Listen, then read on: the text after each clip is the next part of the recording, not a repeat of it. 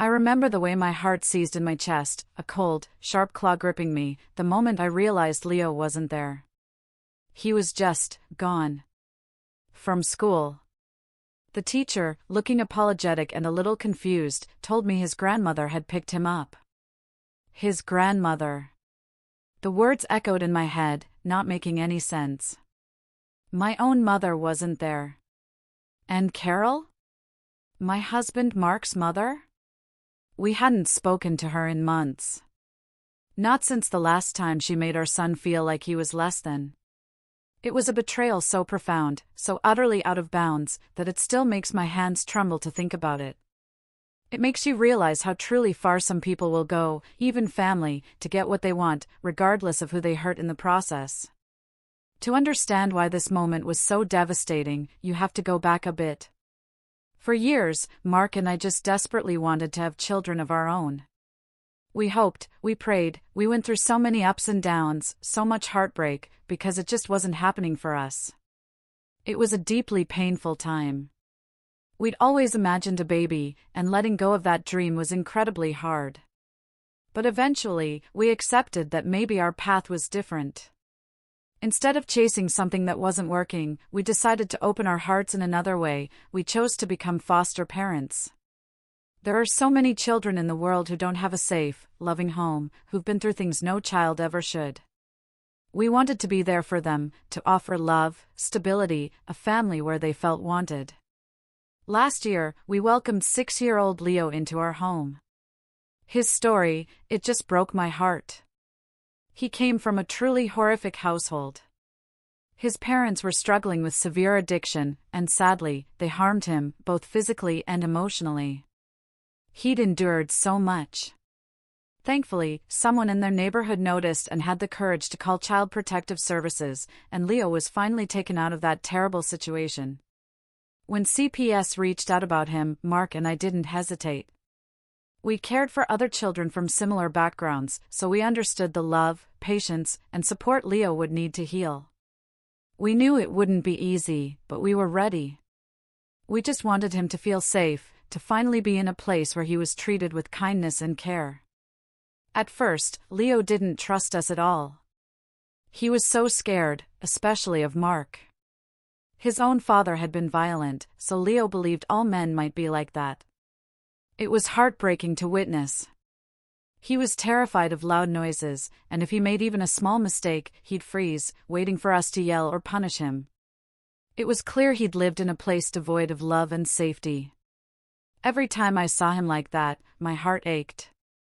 I'd sit with him, hold his hand, gently tell him it was okay to be a kid, that everyone makes mistakes, and no one in our home would ever shout at him or hurt him. I just wanted him to know this was a safe space where he could simply be himself. It wasn't overnight, but slowly, little by little, Leo started to open up. He began to trust us, his fear began to fade. It took so much patience, love, and time, but seeing him relax and smile made every moment worth it. We made sure Leo got all the help he needed, taking him to therapy, staying involved every step of the way.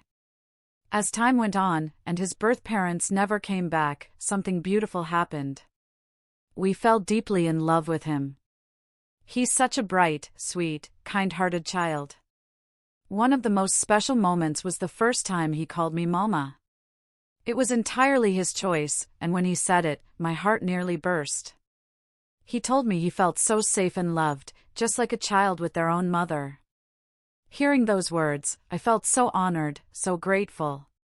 It was a sign he truly trusted me, that we were becoming a real family. Eventually, Leo expressed that he wanted to live with us permanently. Mark and I both knew immediately we could give him a much better, safer life than he'd known. It was clear he belonged with us. Fortunately, his birth parents didn't fight it. After months of paperwork and court visits, the day finally came. Leo officially became part of our family. It was incredibly emotional. He hugged us tightly, tears streaming, thanking us for taking him in. But we told him we were the lucky ones. We were so thankful he came into our lives, how much he changed us for the better. Since that day, the three of us have been so happy. He completed our family in a way I never thought possible. I honestly can't imagine a single day without him. Most of our family and friends welcomed Leo with open arms. They love him as much as we do. But there was one person who never truly accepted him, my mother-in-law, Carol. She was always difficult about him. When we struggled with fertility, she'd make hurtful comments about keeping trying, never understanding our pain. When we decided to foster, she wasn't supportive either, saying foster children would never truly fulfill us because they weren't real children. But Mark and I always stood firm. We never let her negativity stop us from loving Leo. Since she couldn't direct her frustration at us openly, it seemed she took it out on Leo instead. I first really noticed it during the big celebration we held to officially welcome Leo into our family. Carol arrived, didn't offer a single congratulation. Instead, she gave Leo these cold, sideways looks that made everyone uncomfortable. Then, she pulled Mark aside and told him we shouldn't have adopted a black child, warning him that people are going to talk. Mark immediately shut her down, reminding her never to speak about our son that way. She kept quiet after that, but she never once spoke to Leo, even as other relatives happily engaged with him. The second upsetting incident was at Leo's birthday party recently. Almost everyone brought gifts, friends, family, neighbors. Everyone except Carol. I still don't understand why she even came. I worried Leo would notice, so I asked Mark to talk to her quietly. Instead of a calm conversation, Carol reacted loudly and dramatically, yelling at Mark, claiming we were putting Leo's feelings above hers, acting like her showing up empty-handed was no big deal. It was so frustrating and sad. When some relatives called her out, telling her how disrespectful she was, she just got louder. She started shouting that Leo should be lucky to even be part of our family, that having us should be gift enough for him. Hearing her say such awful things was too much. I couldn't let Leo be around that negativity, especially on his birthday. So, I quietly took his hand, and we left the party. Just the two of us. We went for ice cream, shared some laughs. I wanted him to feel loved and safe, far from that tension. When we came back, everyone else had left. Mark apologized deeply. He'd stood up to her, kicked her out, and threatened to cut off all contact if she didn't respect us and Leo. He made it clear, Leo came first. Since then, Carol had sent texts complaining about how disrespectful we were. But Mark and I stood firm, Leo meant everything to us. He was our child, and his well-being came first. Mark has always been incredibly protective of Leo and me, furious at his mother's disrespect.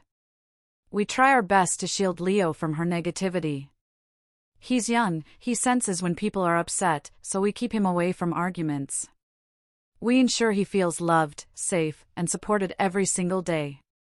We set clear boundaries, ready to limit contact if she couldn't respect them.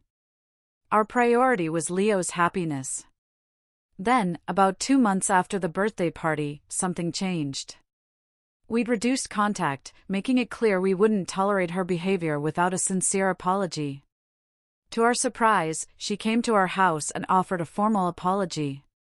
She explained that in her generation, adoption wasn't common, so she'd always seen it as strange. But she'd spoken with relatives, seen how happy Leo made us. She'd even researched adoption. Hearing her say this felt like a real change. That afternoon, she spent quiet, meaningful time with Leo. They talked, laughed. When she left, Leo said how happy he was to have spent time with his grandma. It gave us hope. Ever since then, Carol had made a real effort.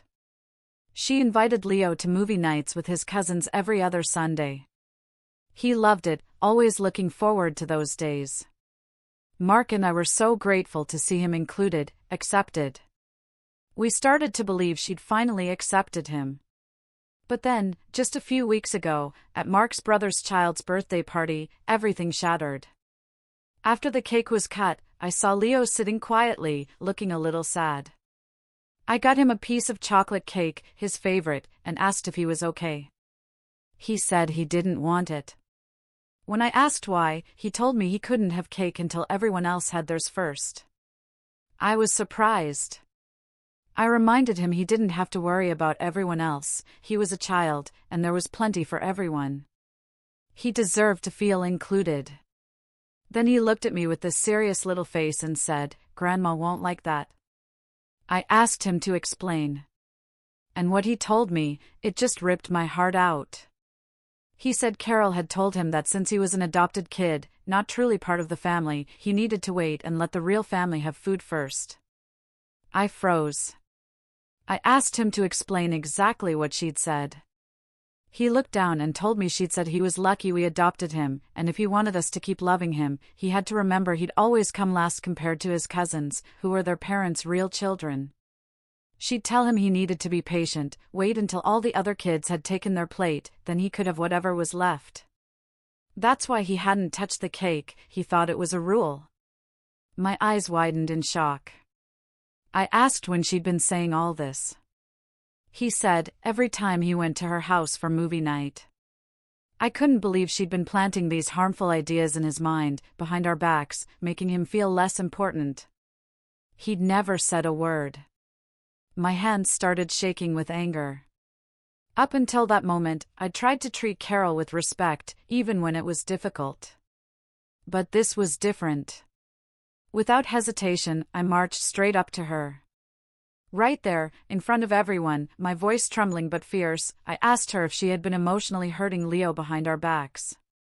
She looked shocked, stumbled over her words. Mark saw the tension and came over. Everyone was staring.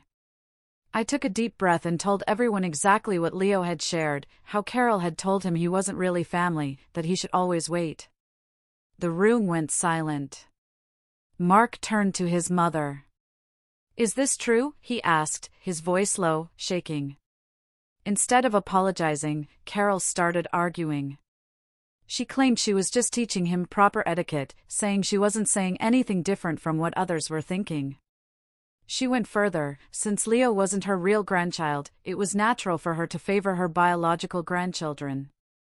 It wasn't a crime, she said. Mark and his brother couldn't hold back anymore.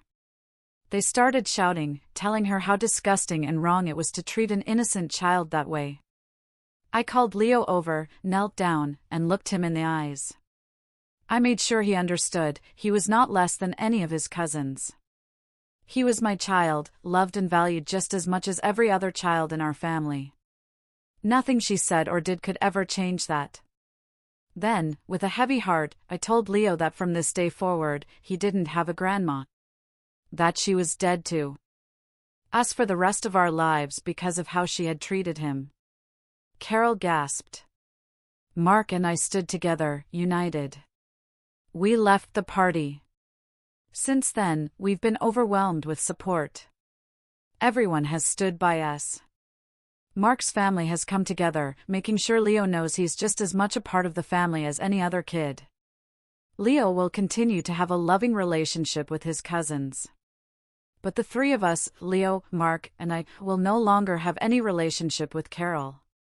Her hurtful views made it clear she doesn't respect or value Leo as a true family member. We need to protect him from that negativity. I will fiercely protect my son, ensure no one ever tries to confuse or hurt him with cruel words again. Trusting Carol was a mistake, but we've learned. We will never allow something like this to happen again. Our priority is Leo's happiness, safety, and well-being. We're also ensuring he sees a therapist regularly, giving him a safe space to talk, to build his self-esteem, to truly understand how special and important he is. And then came the day when Carol picked Leo up from school. After all of that, she still couldn't respect our boundaries. The school called me, panicking, because she had shown up, somehow convinced them she was on the approved list, and taken him. When I finally reached her, she calmly said she just wanted to talk, that she knew the only way to reach us was through Leo. Through Leo. My own child, used as a pawn. I was beyond furious. Mark was just as enraged. This wasn't just crossing a line, this was a complete disregard for Leo's safety, for his fragile sense of security, for our trust. It was manipulative, dangerous, and frankly, terrifying. We went to her house, prepared for a fight. She opened the door, a smug look on her face, like she'd done nothing wrong. Leo was inside, watching TV, looking confused but not scared. I hugged him tight, checked on him, then told him to keep watching so Mark and I could talk to Carol. Mark immediately started yelling. "What were you thinking? You took our son from school without our permission. Do you have any idea how dangerous that was? How terrifying it was for Sarah to show up and not find him?" She just shrugged. "I just wanted to talk. You two have been ignoring me. I thought if I had Leo, maybe you'd finally listen. You took him." I snapped, my voice rising. "You didn't just talk to him. You picked him up like you had any right, like he was yours to use. You didn't call. You didn't ask. You just acted like this was still your decision to make. It's not." She crossed her arms. "You're blowing this out of proportion. He's my grandson. I wasn't going to hurt him." Mark stepped in front of me, his voice cold. "You don't get to use that word anymore. Grandson. You gave that up the day you decided he wasn't really family to you. You don't get to want a relationship after everything you said and did. And then to take him from school? That's not just crossing a line. That's a crime." She looked taken aback, but still no apology. "I just didn't know how else to reach you. I made a mistake, all right. But you can't expect me to change overnight." Mark shook his head. "No, this isn't about time or tradition. This is about right and wrong. You treated our son like he was less than. You made him feel small, like he had to earn love, like he didn't belong. And now you might have scared him by showing up unannounced and dragging him here without our permission." I added, "Leo is a little boy who's been through more pain than you could possibly imagine. He knows we don't talk to you anymore because of the way you talked to him in the past, but today you just showed up and took him. What you've done could have set back everything we've worked so hard to rebuild in him." She kept arguing, without a shred of remorse. It was clear she didn't care. Mark made it very, very clear that we didn't want a relationship with her whatsoever, and she can never come near Leo without our permission ever again. I told her if she ever pulled such a stunt, we would call the police. She started arguing that she was family, that we were just piling on for no reason. After that horrifying incident, we immediately met with Leo's school. We sat down with his teacher, the principal, and the front office staff. We made it crystal clear, no one, absolutely no one, besides me, Mark, or my parents is ever allowed to pick Leo up. We gave them a printed list with names, photos, and phone numbers. The school was very understanding. They apologized and reassured us they would follow strict pickup protocols going forward. It's hard to imagine anyone could behave that way, especially family. Given everything, what do you think was the most important thing we could have done differently?